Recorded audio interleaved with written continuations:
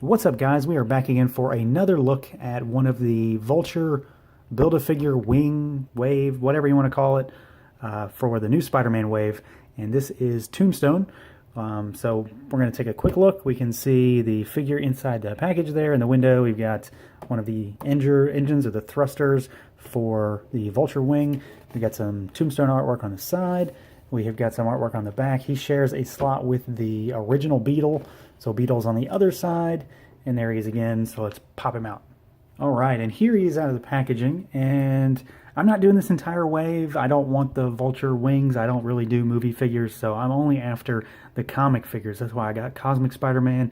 That's why I've got Tombstone, and that's why I'm trying to get a hold of Moon Knight. That's about it for me. I don't really care about the rest of this wave. I'm not going to buy them just to review them. I can't do that. So we're going to take a look at Tombstone here, and quick backstory for those that aren't aware. Tombstone is a kind of a classic, Spider-Man, Avengers type villain. He is a gangster from New York. He is an albino. He has filed teeth that he filed to a point to look more menacing. He is incredibly strong. He was doused with a chemical that he's kind of like Luke Cage in a way. He has like unbreakable skin. He claims his skin is as hard as diamonds, things like that. He's incredibly strong. Kind of a generic villain, but he is one I wanted to get a hold of because this character is one that I have a lot of memories of from when I read comics as a kid. So figured why not, let's get him. He looked pretty cool. I'm not so sure that he's actually holding up to be as good a figure as I was hoping he was, but we'll see. First and foremost, he is a pretty big figure. I think he's the biggest in the wave. He pretty much has to be. Just for size comparison, here he is next to Colossus. So Colossus is about a head taller. Moving back.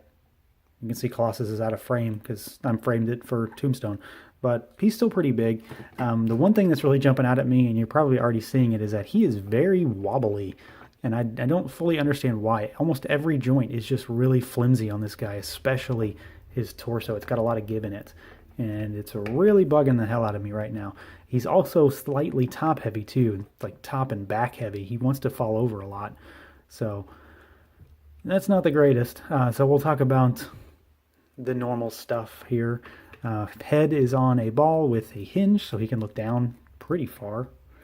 He can look up a decent bit. The collar is going to get in the way, but I think the hinge actually terminates there anyway. We've got arms that go up and out all around, bicep swivel, double jointed elbow, hinge and swivel at the wrist, crunch pretty far over, and decent ways back. Still, it's got that jiggle effect. We've got a waist twist. We've got legs that go out about that far. Kick that goes higher than makes any sense. And decent ways back too. Thigh cut. Double jointed knees. Boot and shin swivel, whatever you want to call it.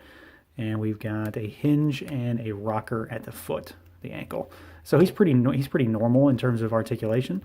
And it works pretty well. You can get him in some decent poses, assuming he wants to cooperate. As far as the sculpt goes, this is kind of the classic look. The only other look that I think is maybe iconic, and I don't think it's any more iconic than this, is him in an actual suit, because that's a big thing for this character. But this is what I think of when I think of Tombstone. So I'm pleased that they went with this direction for the design. We've got the flared collar there. And we've got the boots with the kind of bangles down here these are loose. They just sit there though. They're not supposed to go anywhere. And he's got his belt with the sculpted rivets and a buckle on there. And the face is, I think, the biggest draw for this guy in terms of sculpt. There is a lot of line work. The teeth look really good in there.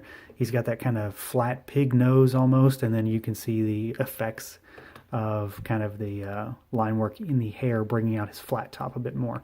So I really like the way he looks. This is a good look for this character, and they kind of nailed the sculpt. The only thing I don't really like is this whole jiggle thing.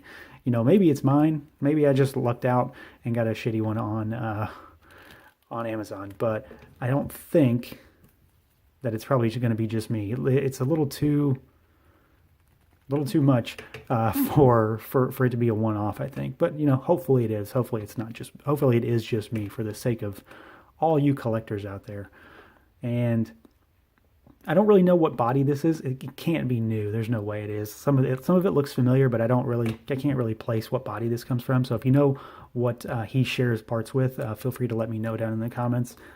Beyond his sculpt and articulation, paint-wise, there's not tons. Obviously, he is flat black through and through with gray painted over on the chest and on the face. He has got straight eyes, which is good.